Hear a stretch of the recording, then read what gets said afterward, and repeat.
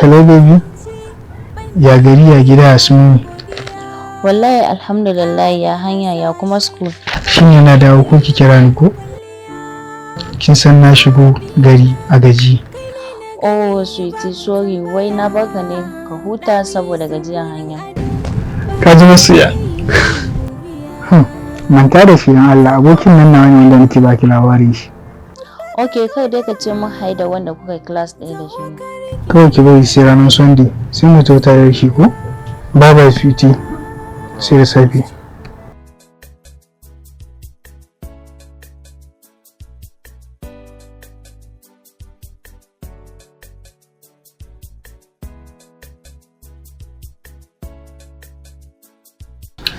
Kai abokin ya kai sauri ka fito mu tafi mana sai faman shiri kake tun ɗazun kan me laifi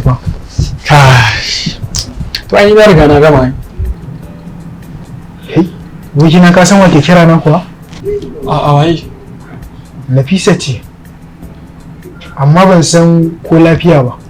Abokina ka daga mana. Ka san wazirinta? Hello masu yaci. Lafiya ƙalau. Ya garin. Kina ina ne yanzu? Kina son gani na? Ok, to shikenan ba damuwa.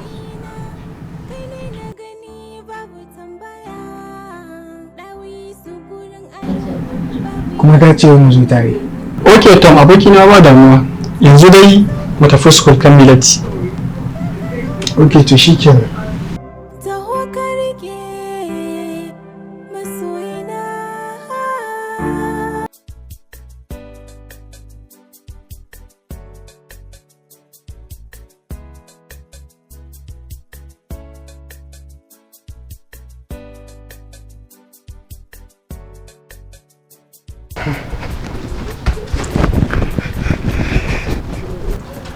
Ka fito daga bayan ke. Wallahi Allah kuwa. Abokina wani tambaye ka mana. Abokina ke dai ba ruwanka da soyayya ko? Ijima na gaya maka. To ko yanzu kafin na shigo nan sai da muka yawa da ita.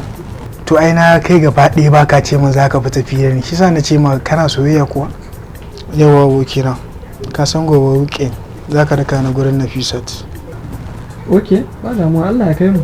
Yawa bari ma na kira mutuniyar mai fira. Ka ji masu yi dan Allah. To ni dai idan ka gama sai kashe mana glove.